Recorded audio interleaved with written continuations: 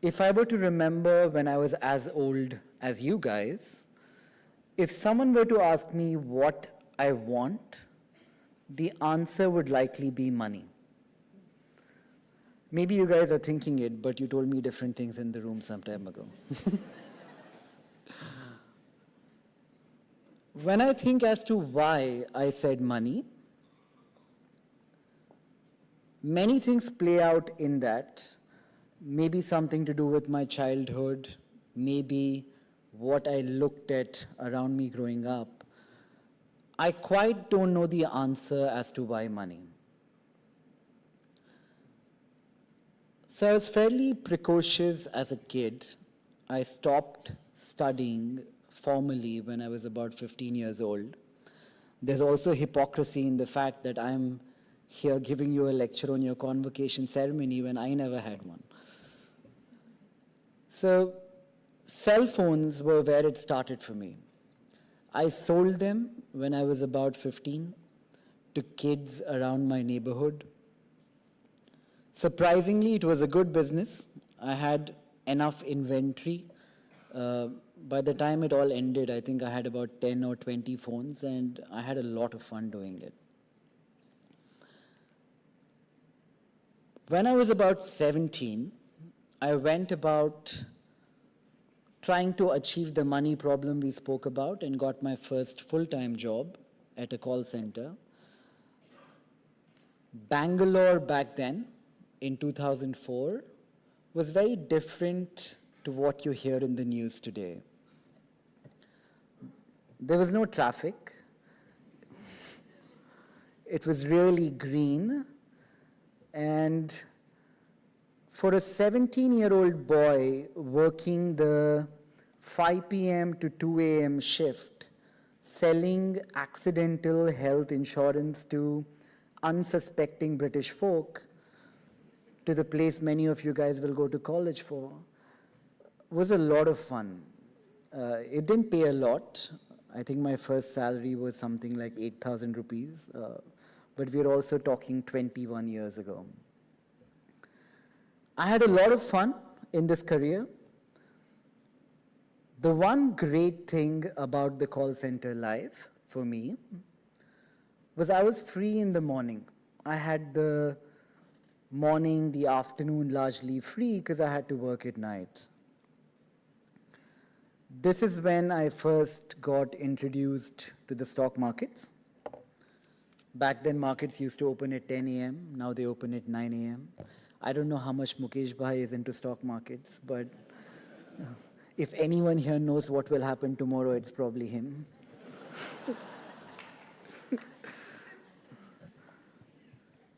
So my relationship with the stock market started then.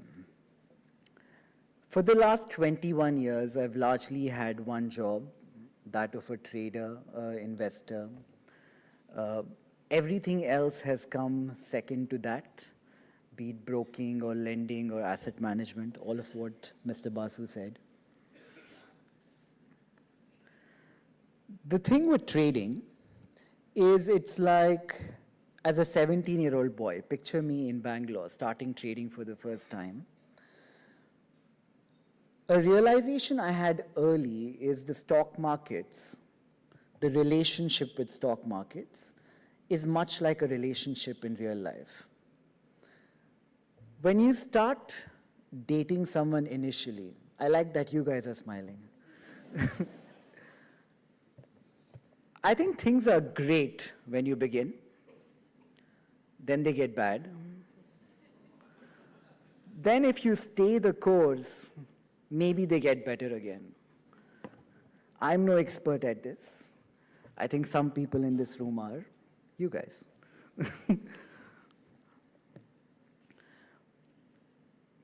But you have to stay the course.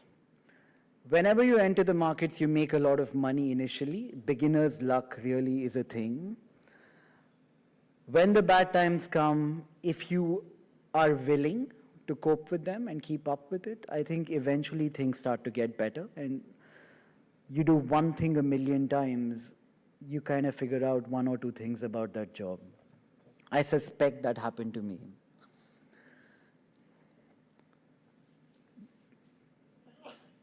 Being stable, not reacting, or being objective in chaos, I have figured today, is probably one of the biggest skill sets to succeed both in the stock market and in real life.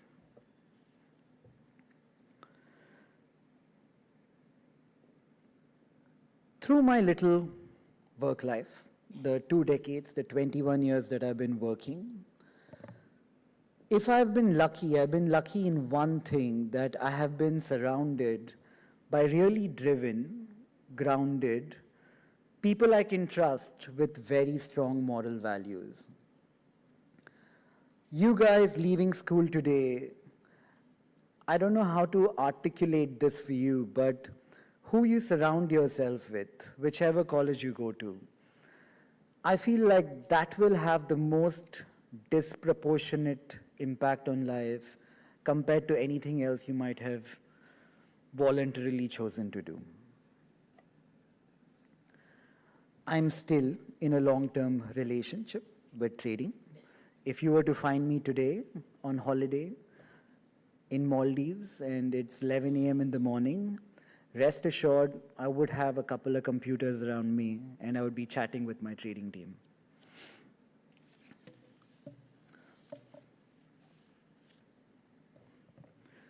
So today is about telling you guys what I wish I knew when I was as old as you guys, starting off in my career. I love that this is not a media interview. I think everything gets misconstrued nowadays. I haven't done a media interview in a year or two. It's much easier to ask people questions than to answer them. So I'll try and say what I can't usually say, and hopefully it's candid enough for somebody to use. The first thing I learned today, hard work is not that important.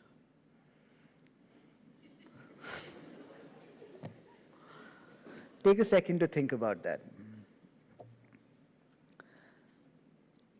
I've kind of thought about this a lot. When I look back at my 21 years, I know for a fact, I'm not talking for everyone, but for the fairly affluent group sitting in this room, for most of us, for every 4 hours spent working, for me, 3 went pretending. I had this interesting conversation in my office a few years ago. I sat with my management team, my brother, my CEO, and C into different O's. My brother sat to the right of me. I looked up to him and I said, Nitin, I'm pretending to work, and I'm in this meeting where I add no value because I think you are working, and I feel insecure that you're working and I'm not. So to which Nitin looks back at me and says that I'm actually doing the exact same thing. So we went around my office, like that meeting, it had maybe 7 or 8 people in that room. Every single one of them said the same thing. It's also funny when you think about this, the higher you're in the hierarchy of your organization, it's easier to admit this. While that room could admit it, I don't know if the rest of the organization can. So this is a thing I wrote down. Someone said this. Hard work is a great excuse for our mind when the ego comes attacking, asking why you didn't make it. Hard work gives us the ammunition that I tried, I didn't sit on the couch, so I'm okay. In the capitalistic world that you are walking into, I don't know if there is a direct correlation between the amount of time you put into work and how well you do. Today, from my own learnings, I work much lesser, I'm happier, and I have the opportunity to be a lot more first principles about life and think of what I should be doing almost as much as the time I spend doing it. So that's one thing I've learned. The second thing, there is a right and a wrong, and there is no right and no wrong.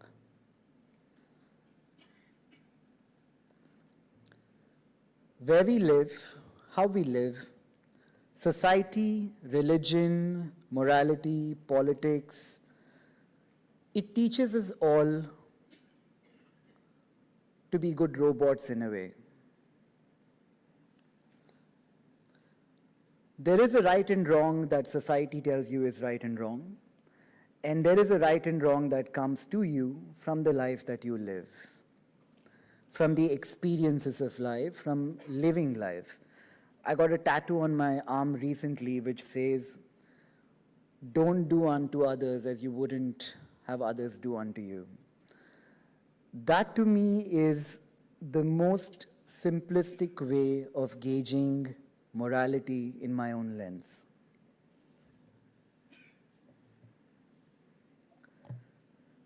We live a life which is riddled with contradictions. The world is not black, the world is not white. Most things we do, the most experiences we have in life will be gray. The second suggestion, if I may give you guys, is the key is not to figure out the contradiction. The key is not to figure out if A is right, B is right, whose advice you should take, whose advice you should not take, but somehow to make peace with that contradiction and to be able to live with it, to accept it. Third lesson, anxiety, which we all have now. I think social media has played a fair amount of a part in that. I believed was bad. Today, I believe anxiety is good. Someone said we have an education system that indoctrinates us to think alike, mass media that ensures we fear alike, an advertising industry that tells us to like the exact same thing, and a social media that makes it easy to shame all those who step too far out of line. As a result, we are all conformist. Repressing disagreeable thoughts in our own mind, in my own mind, created a vacuum for anxiety. I think I grew up like that, insecure, anxious. I am, even today. The problem with anxiety, I believe, is when it leads you into inaction. If you feel anxious and you overcompensate by doing something about it, a hack that works really well for me is reading anything. It could be going to the gym for you, it could be coding for someone else. As long as anxiety is leading us into action, I think it's a super tool to use in the real world of capitalism that you're walking into. If I could add one or two other things, when you change your mind about a certain thing, society today tells you it's a bad thing. People call you a hypocrite. Hypocrisy, I again believe, is good. With new information, with new data, with new insights, if you are able to change your mind and change it quickly, has served me well and might serve many of you guys well as well. So while I say all of this, I am not for a second suggesting a cynical view of life. I feel like for every one of you I spoke to today in person, the ambition of Columbia and Yale and all of these colleges, I feel like that's the joy of life. You know, you have to live that capitalistic pursuit. If there is one thing I have learned in all this is just don't measure your life by that one scale alone. There is no winner in the capitalistic pursuit. You will always find somebody who has more. The key here might be not to win the game of capitalism, but to play and have a lot of fun while you're playing.